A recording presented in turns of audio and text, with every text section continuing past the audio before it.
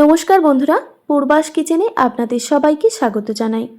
বন্ধুরা, আজকে আমি বেগুন আর ডিম দিয়ে একটি অসাধারণ স্বাদের রেসিপি আপনাদের সঙ্গে শেয়ার করব, যেটা আপনারা একবার বানালে বারবার বানাবেন, এতটাই টেস্টি হয়। তো চলুন বন্ধুরা, দেখে নেওয়া যাক আজকের এই রেসিপিটি। তো বেগুন আর ডিমের রেসিপি বানানোর জন্য আমি এখানে একটা বড় সাইজের বেগুন নিয়েছি। এবার আমি বেগুনগুলোকে কেটে নিচ্ছি। আমি এইভাবে কেটে নিচ্ছি বেগুনগুলো, তবে আপনারা চাইলে কিন্তু আপনাদের পছন্দ মতো শেপে বেগুনগুলো কেটে নিতে পারেন।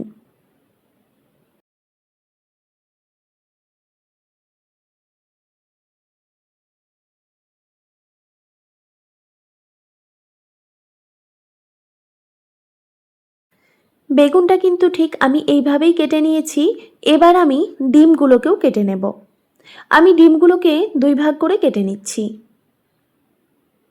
আমি ডিমগুলোকে আগে থেকেই সেদ্ধ করে তারপর খোসা ছাড়িয়ে রেখেছিলাম।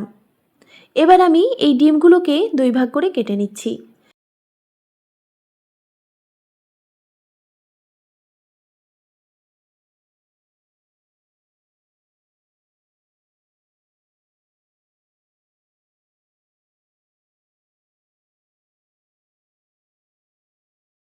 তো ডিমগুলোও আমি কেটে নিয়েছি। এবার একটি কড়াইতে দিয়ে দিচ্ছি পরিমাণ মতো সর্ষের তেল। তবে অবশ্যই প্রথমে কড়াইটা ভালোভাবে গরম করে নিতে হবে, তারপরেই তেল অ্যাড করতে হবে। তেলটা দেওয়ার পর তেলটাকেও খুব ভালোভাবে গরম করে নিতে হবে। এবার কেটে পরিষ্কার করে ধুয়ে রাখা বেগুনগুলোকে আমি প্রথমে ভেজে নেব।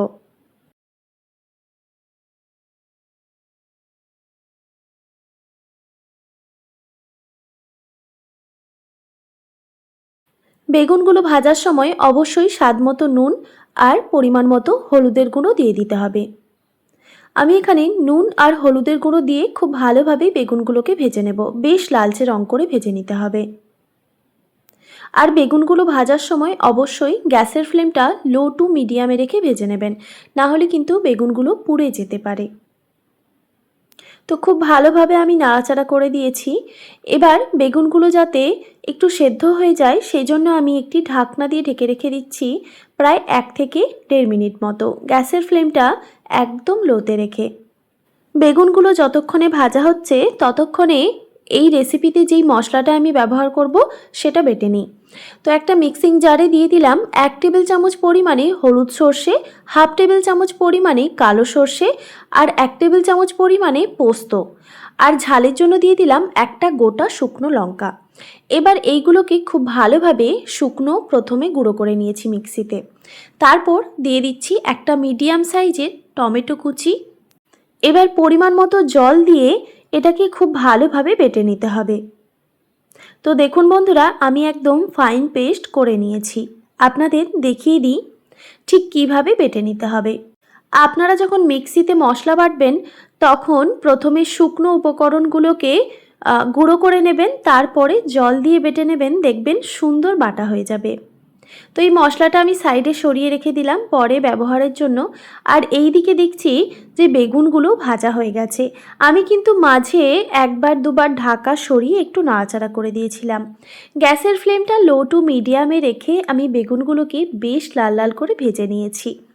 এবার এই বেগুনগুলোকে কড়াই থেকে তুলে নিচ্ছি।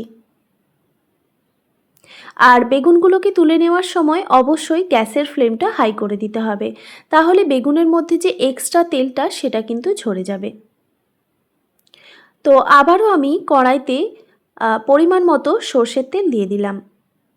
এবার তেলটা ভালোভাবে গরম হয়ে গেলেই কেটে রাখা ডিমগুলো ভেজে নেব। এখন কিন্তু আমি গ্যাসের ফ্লেমটা মিডিয়ামে রেখেছি।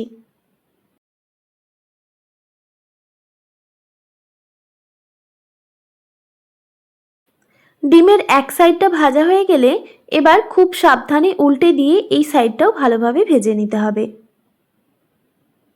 তবে খুব বেশি ভাজবো না, কারণ ডিমগুলোকে বেশি ভাজলে দেখবেন ডিমগুলো শক্ত হয়ে যাবে। তাই খুব বেশি ভাজার দরকার নেই। দুই সাইডটা একটু লালচে রং করে ভেজে নিলেই কিন্তু হয়ে যাবে।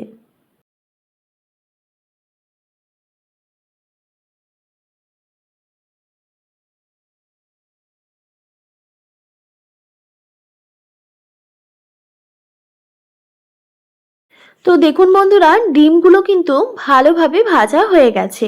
এবার আমি গ্যাসের ফ্লেমটা হাই করে দিয়ে ডিমগুলোকে তুলে নিচ্ছি।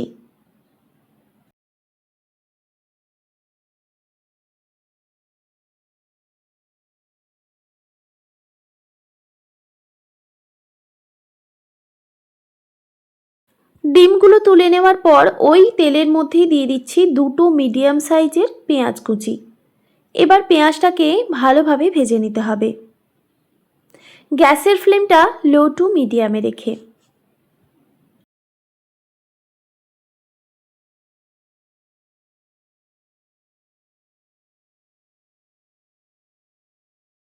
পেঁয়াজ ভাজার সময় অবশ্যই এখানে স্বাদমতো নুনটা দিয়ে দিতে হবে। এবার গ্যাসের ফ্লেমটা লো টু মিডিয়ামে রেখে পেঁয়াজগুলোকে হালকা বাদামি রং করে ভেজে নিতে হবে, তবে খুব বেশি ভাজা যাবে না। তো দেখুন, ঠিক এইভাবেই কিন্তু পেঁয়াজটা ভেজে নিতে হবে, মানে এর থেকে আর বেশি ভাজবো না।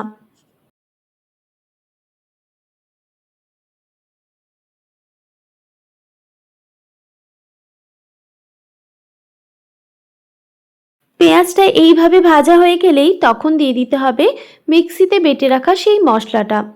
এবার মিক্সির মগ ধোয়া সামান্য পরিমাণে জলও দিয়ে দিলাম। এবার এই মশলাটাকে ভালোভাবে কষিয়ে নিতে হবে গ্যাসের ফ্লেমটা মিডিয়াম টু হাই রেখে।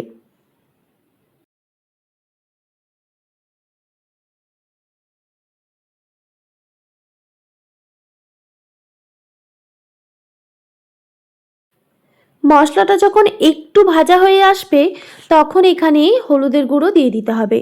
তো দেখুন বন্ধুরা, আমি এখানে 1 টিস্পুন পরিমাণে হলুদের গুঁড়ো ব্যবহার করলাম। তারপর আবারও খুব ভালোভাবে নাড়াচাড়া করে দিতে হবে।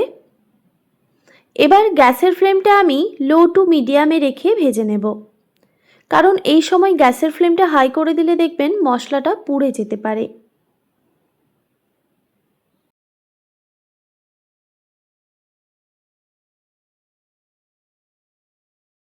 গ্যাসের ফ্লেমটা লো টু মিডিয়ামে রেখে আমি মশলাটাকে ভালোভাবে কষিয়ে নিয়েছি।